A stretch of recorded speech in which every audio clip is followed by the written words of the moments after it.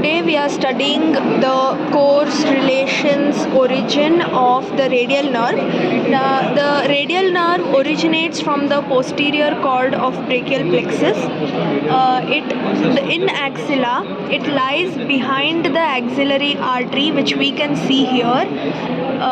This is the radial nerve, and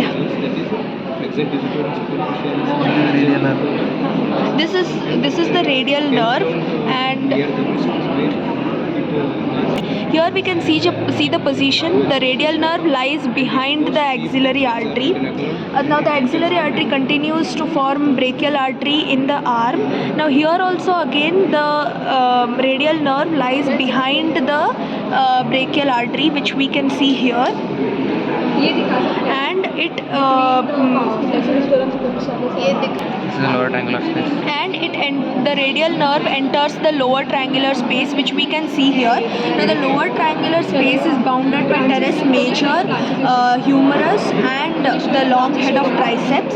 Here we can see that the radial nerve is coming to the posterior part of the arm from the lower triangular space.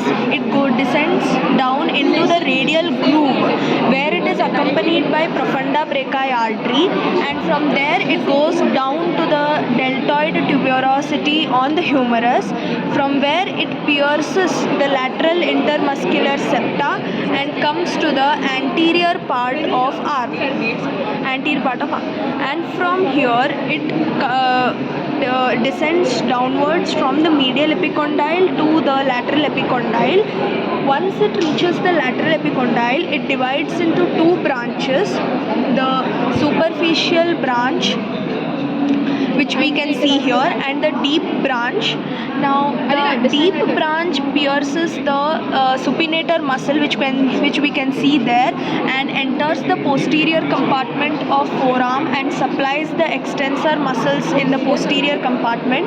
The superficial branch of radial nerve comes downward, and it is closely related with the radial artery in the middle of the forearm. It comes down and it reaches the anatomical snuff box, and from the anatomical snuff box it supplies the lateral dorsum of the hand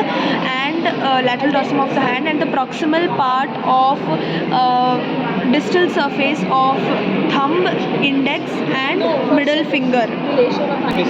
Now muscles which are supplied by this nerve are the triceps brachii, brachialis, brachioradialis, anconeus, and all the extensor muscles in the forearm.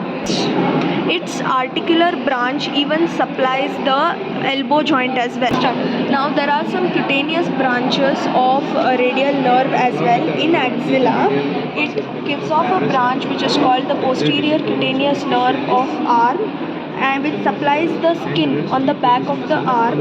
And in the radial groove, it gives off two branches, that is the lateral cutaneous nerve of arm and the posterior cutaneous nerve of forearm. Now the clinical anatomy related with the radial nerve is that the damage for radial nerve is commonly seen in the radial groove, and there is something called Saturday night palsy. If we lie on the chair and put our arms on the seat, then there are chances that the radial nerve might get damaged, which will result in Saturday night palsy. If it is damaged, it may also end up causing wrist drop, and it is also damaged when there is fractures for the shaft of arm.